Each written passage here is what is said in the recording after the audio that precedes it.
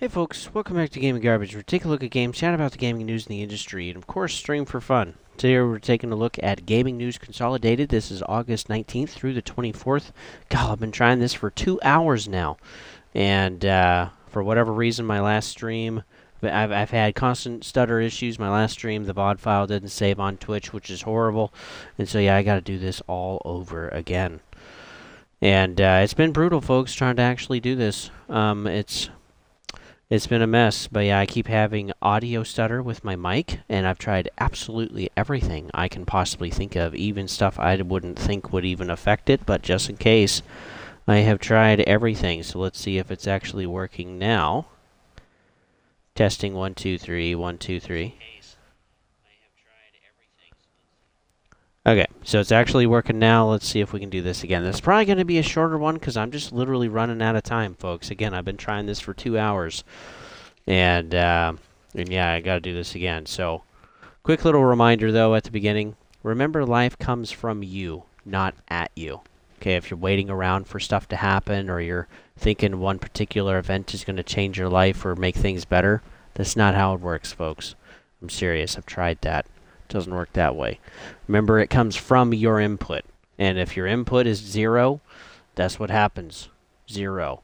If your input is negative, that's what happens. So you got to be positive about stuff. You got to be investful into people. You got to be engaging. That's what makes life better. So what are we going to be talking about today? Well, a whole bunch of games. Okay, we're going to be talking about Veilguard. We're going to be talking about Kingdom 2 Deliverance.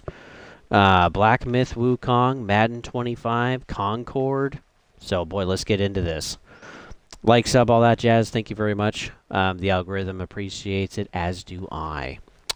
So, Kingdom 2 Deliverance. Kingdom Come Deliverance 2. Let me get the title right. Is delayed until February 25. Just more polished, taking more time, going to take longer.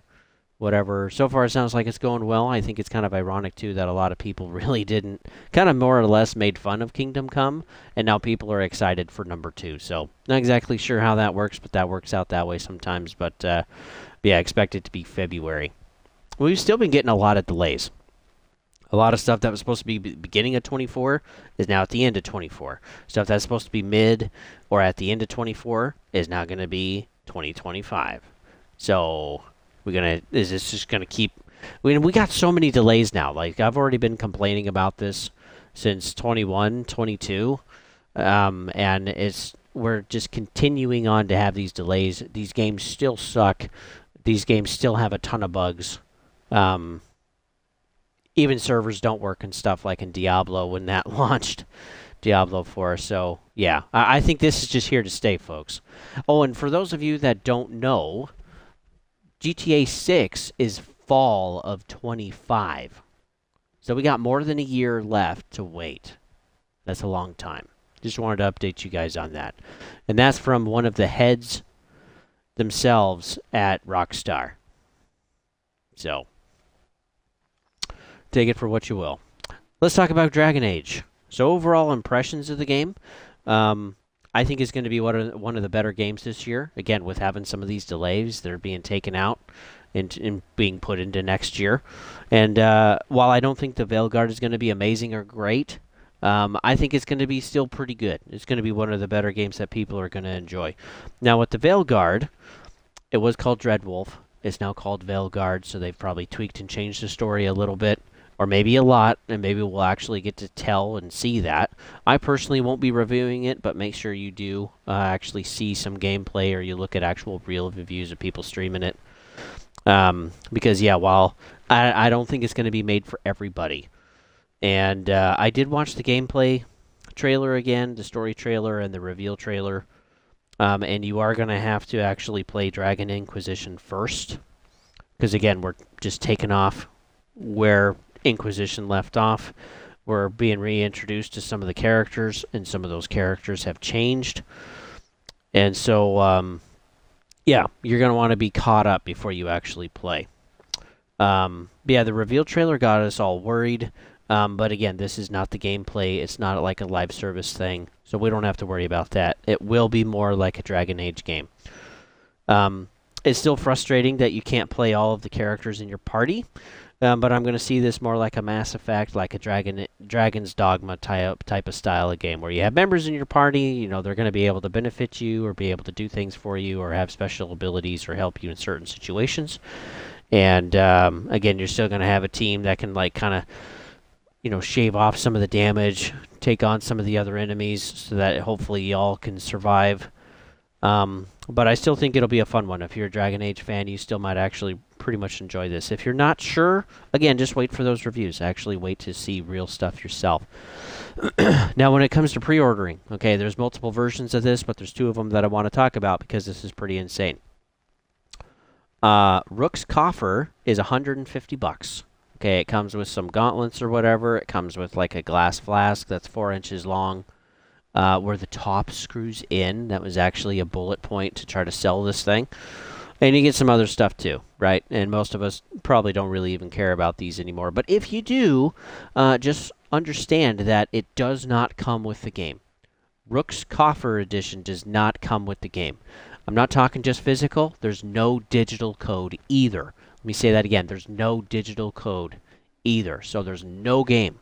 There's no game. If you still want to play it, it's another $70. Which is crazy.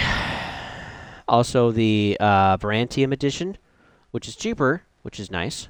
You get a steelbook along with some other stuff, but again, there is no game that comes with the steelbook. Now, this is not a developer issue. This is the publisher. And guess who the publisher is? EA Sports. There is no game. I mean, seriously.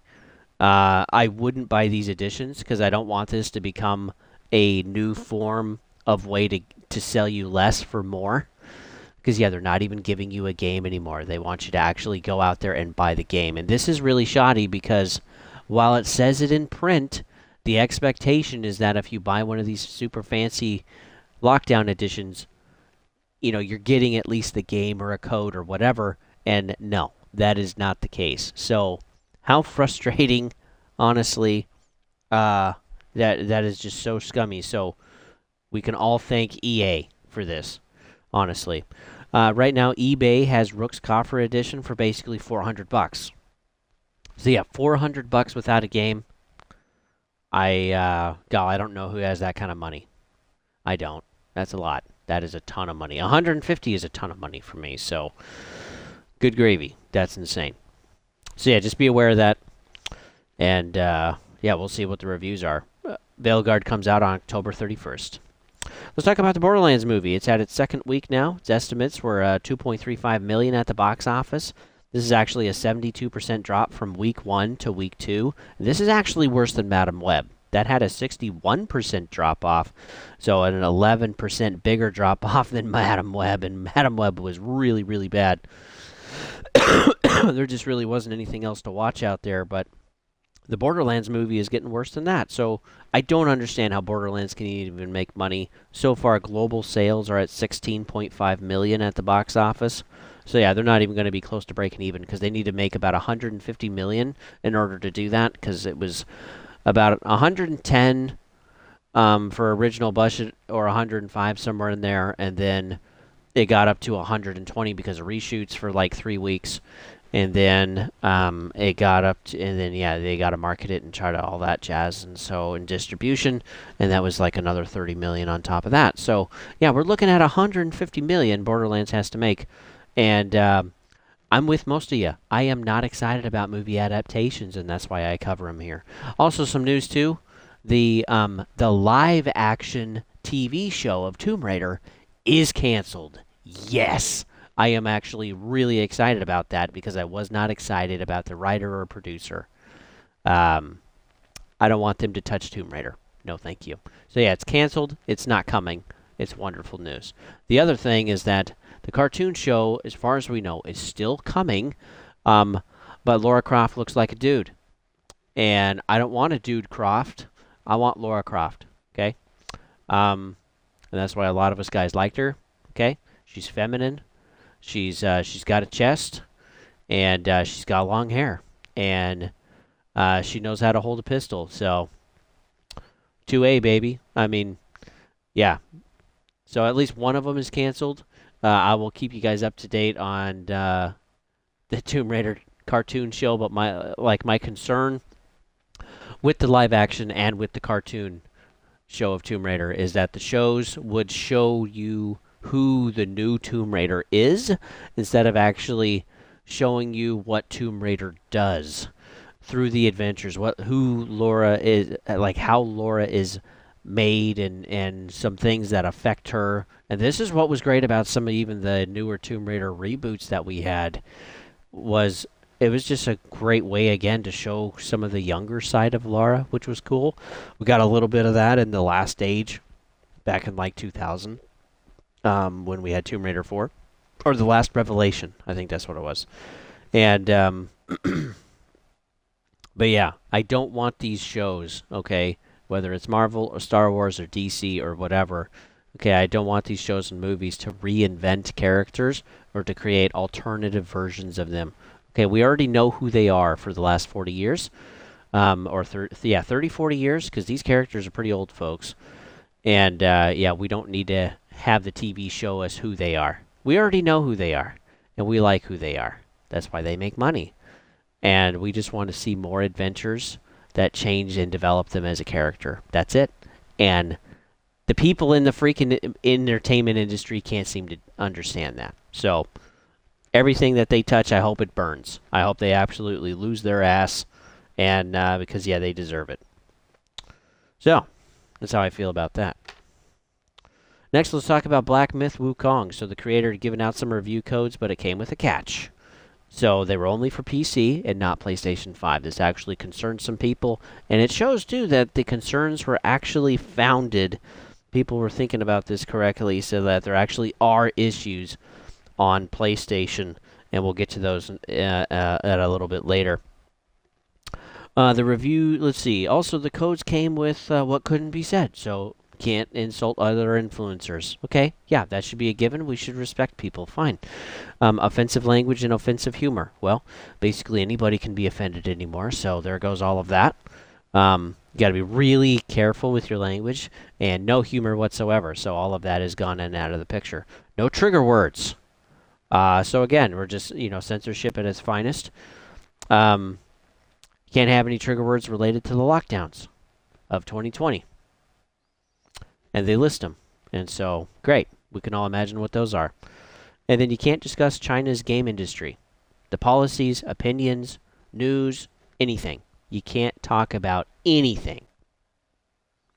And if it is maybe related to how a game is developed, I think that would be relevant. But can't even talk about that. So, but luckily, Black Myth Wukong is doing well, and I do think people should be able to have the ability to say what they want to say. So I'd struggle with this one a little bit, because if I want to talk about it, if I want to share about another company or talk about the publisher or whatever, I would actually want to talk about that, because, again, I think it's relevant, and that's how I make my content. If we all parrot the same thing, then everybody is the same, and it's boring. It really doesn't matter who you watch. It's just the same stuff, right? And that's how the mainstream media is today. We don't really have a difference. So, yeah, and that sucks. That freaking sucks. We do know that Tencent owns 5% of the actual developer. So that's interesting. So, yeah, there's probably kind of more or less coming from Tencent, not from the actual publisher or developer itself.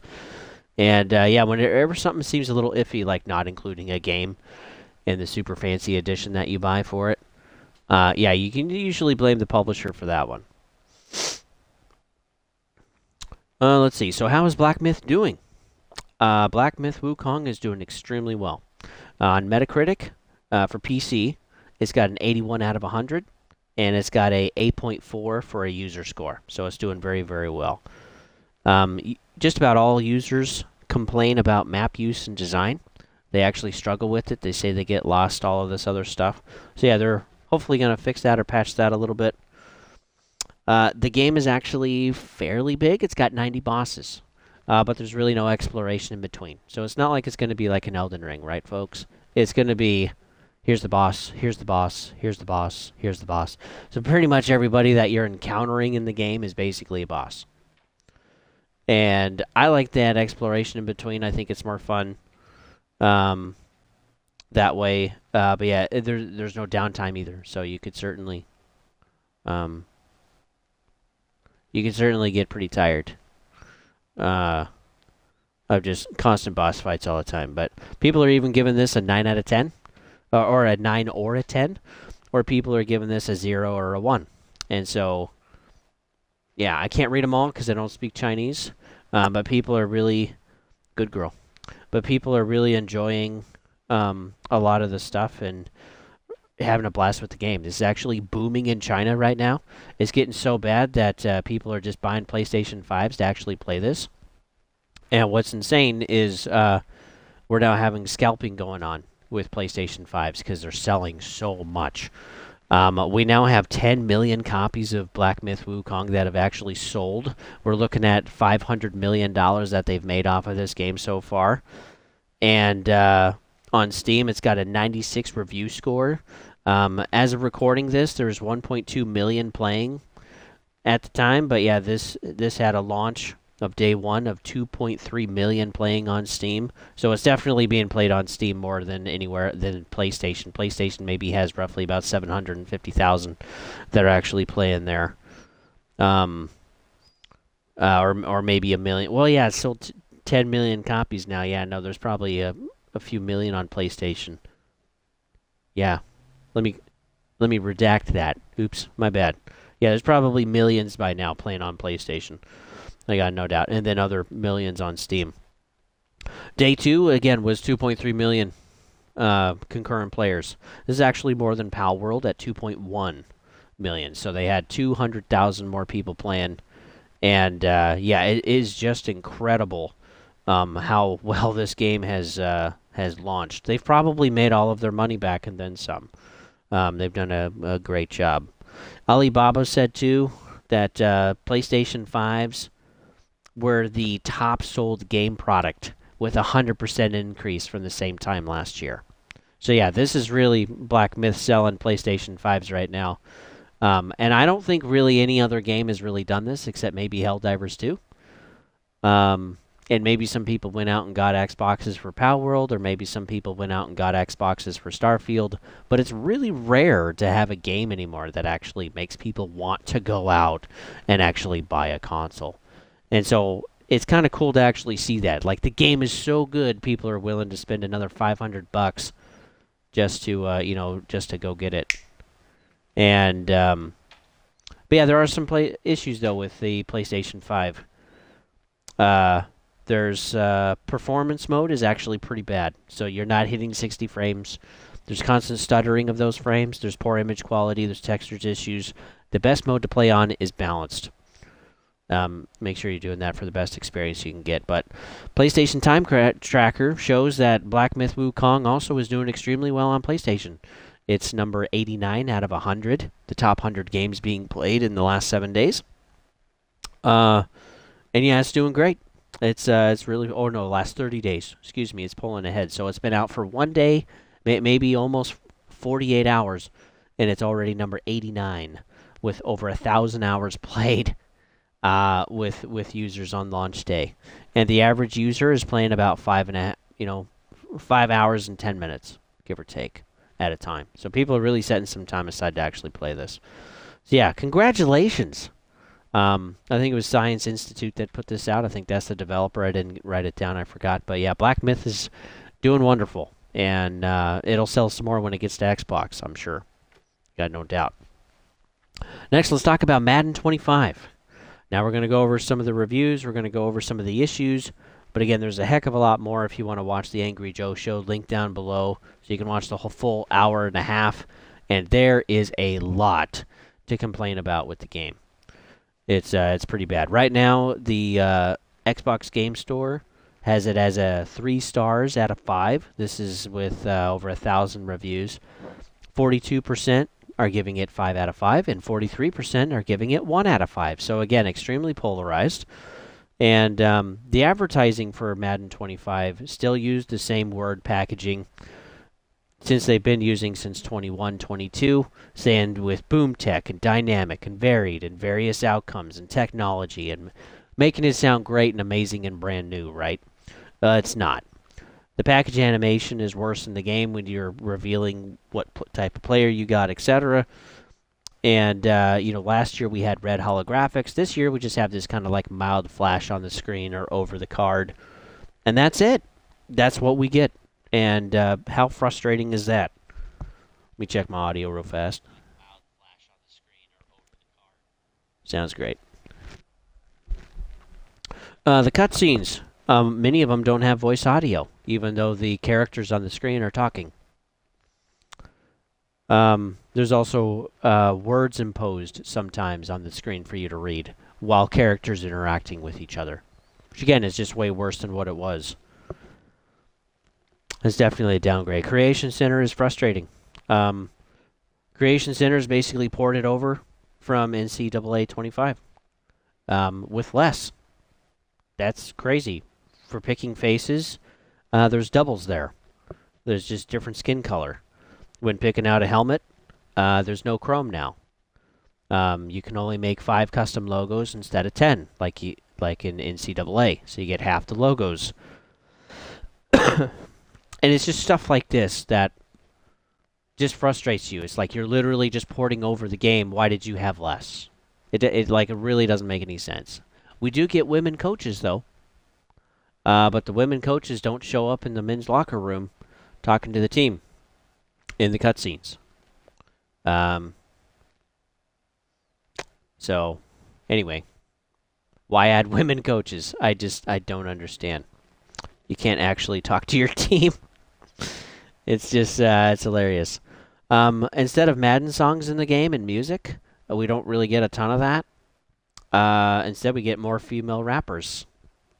And the music just sounds awful. Yeah, it doesn't sound great. It's the same thing they've done, too, with Need for Speed. It's just a bunch of rap music. Okay? There used to be adrenaline and hype for this, and even sometimes classical music, and we just get rap now.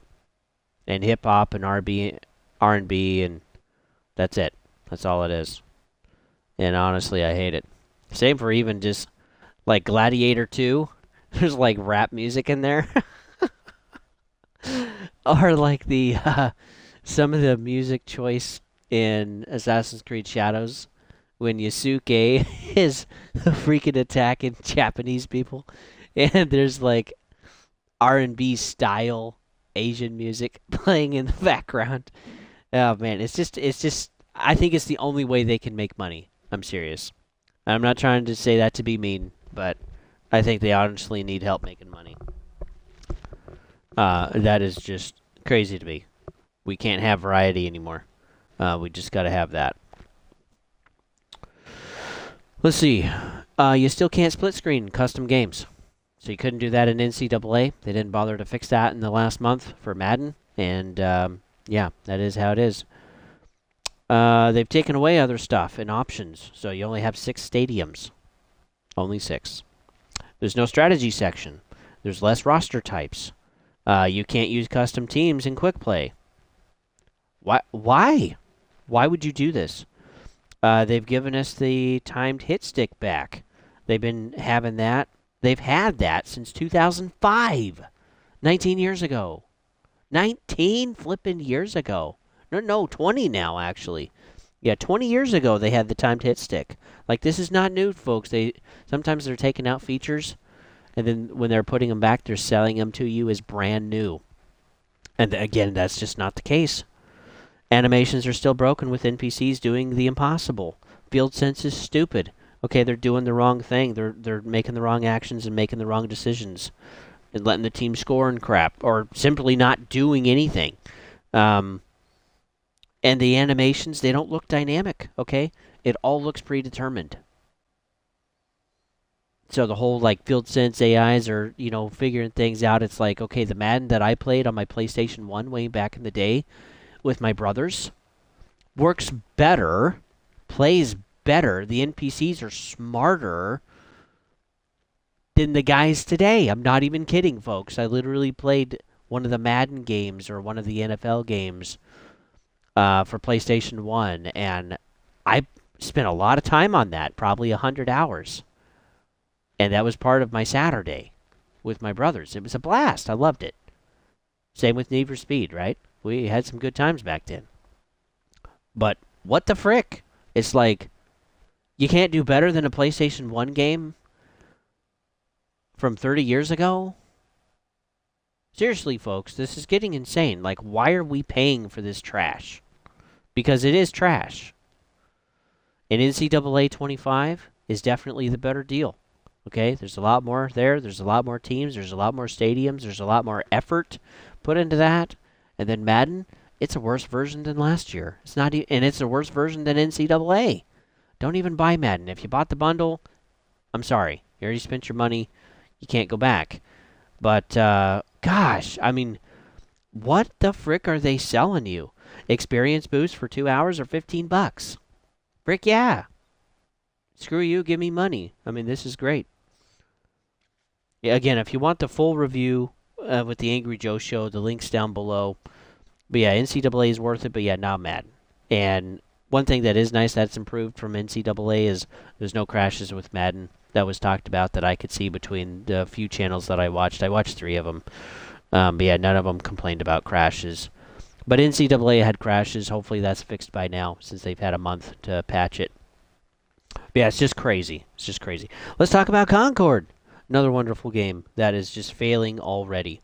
Steam chart shows that there's 700 at launch. Day 2 was about 470. Day 3 was 400. Day 4 was 220. So yeah, people just are not playing this game. Taking a look at PS Time Tracker, top 100, Concord isn't even on the list. Not even close. There's the finals. There's Valorant, Apex, Overwatch 2, Modern Warfare 2, probably for Warzone. No X-Defiant either, which I thought was interesting, but we're not talking about that today. But yeah, it's not even a main game on PlayStation. It's not even the top 100, which is really bad. One of the leads from the studio, Firewalk, said they're excited to work on Concord for years to come. I don't think that's going to happen. Not with those numbers. And the fact that, too, this is 8 years in development is really brutal. Imagine being a developer, working 8 years since 2016, working on this thing, developing it, working on it, all of the hours you spent testing stuff, improving things. Oh my gosh. Oh my gosh. Like, this is brutal. And just for your game to totally flop like this. I mean, you've been working on this since Overwatch 1 came out. Think of that, folks. And yeah, it's already a dead game. I don't see how Firewalk can not have layoffs from this. I'm expecting next month, maybe a month after that. So September, October, to start hearing about layoffs at Firewalk. Because again, Sony spent $200 million for this game. And it's not even going to come close to breaking even. And the people that are playing right now, well, there's not enough people really to play, and the count is just dropping off like a rock. And so if there's nobody to play with, you're not going to play. And if you're not playing, there's no microtransaction sales. And again, with how bad this game is launching, nobody's going to buy it tomorrow. They're going to spend their money on something else. Yeah. This is going to bomb. This is probably going to be one of the worst games this year. Because it's already doing way worse than Suicide Squad. Oh, man. I wonder, too, if Arc Raiders is also going to have the same issue. Arc Raiders is going to be a $40 game with PvPvE in it. It was originally going to be a free-to-play model. This is going to be the same people that made the finals making Arc Raiders. And Arc Raiders, we haven't heard anything about for a year, but we're finally getting some word now that they're actually doing a open beta test right now. We got to hear this during Gamescom. And it's supposed to be releasing, I think, later this year, maybe right at the beginning of 2025. I wouldn't be surprised if there was a delay. But yeah, is Arc Raiders, going to have the same issue? I don't know. We'll see. I'm very curious, because I'd rather play Arc Raiders than than Concord or Suicide Squad. So far, the ratings for for Concord are actually pretty good on Steam. They're 71%, which is pretty good. But again, there's not a lot of reviews either. It's just brutal. It's just brutal.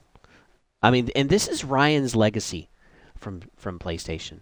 Like, of course, he's not the CEO anymore, and I really think he got to quote retire as young as he was, simply because they're like, look, you screwed up. I mean, we've covered it, talking about Bungie layoffs and stuff, where $4 billion buying Bungie, buying Firewalk, buying Haven, and those four games for $4 billion are not going to make $4 billion. It's a problem. It's a problem. So now we have two new CEOs, one looking over studios and games, and another one looking over the game console accessories and services. And we'll see what happens. But Sony has to turn this around because PlayStation is like 40% of their revenue. And you can't have just 40 of your revenue total not perform. It's got to make money. Yeah, so we'll see.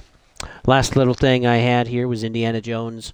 This is now coming out. We got to see at Gamescom. Coming out December 10th, 2024. It is also coming to PlayStation spring of 2025. And I actually like this. I want to get away from the exclusives. I want to get away from just the bickering, too, between you fanboys for Xbox and for PlayStation. You guys are frustrating and annoying, okay? Most of us don't even really care anymore. A lot of us in middle school and high school, I know with my friends, we all talked about just having one console where we could play all of the games. And that the games sold off of how good it was. Not selling because it was on an exclusive platform. And, hopefully that day will come. I think that'd be great. I think it'd be wonderful. I think it would foster more competition and therefore produce games that are actually going to run, be fun to play, be worth their value. And right now we don't have a lot of that. Earlier it was specified by Phil Spencer that it was not coming to PlayStation, that it would stay exclusive. And that was probably accurate at the time, but I think Xbox is kind of screwing Phil Spencer on this. I think it's the same thing, too, with Tango Gameworks. Both Sarah Bond and Phil Spencer have both said things that, a few months later or a year later, it doesn't sound good. It sounds like they're going back on their word, or they don't know what they're talking about, or both. And I think Xbox is making some... the big company Microsoft is making some changes that are making the people at Xbox look kind of stupid. And, this is not good. So, something too. Remember, Tango Gameworks is actually still alive. They are owned by Krafton, but boy, I got to talk about that too. So let that be a teaser, because it may not be good news for Tango Gameworks. And I hope I'm wrong. So anyway, that's a teaser for next week. Or maybe I'll actually do just a small state of gaming on it, because I think this is kind of a bigger issue, and it doesn't just affect them, but we'll get into all that later. So thanks for tuning in. You can always follow me at GamingGarbage22 over at YouTube. Don't forget Don't Tread on Thee over at Twitch. Don't forget our Discord, link down below, and also got Twitter X now, just to post about real-time updates and that kind of thing. And hopefully you guys are doing well. Don't forget to like, sub, all that jazz. It helps with the algos. And it helps support and promote the channel, which I would appreciate. And, we're already over 350. And, the channel's growing already, just way bigger than I thought it would this year. So thank you guys so much. I appreciate just chatting with you in the comments and chatting with when I can on stream and whatever, and just meeting some of you guys. It's been really tough to start, but it's been really fun when it actually starts paying off. So thank you guys so much. Have a good week. I'll see you guys on the next one.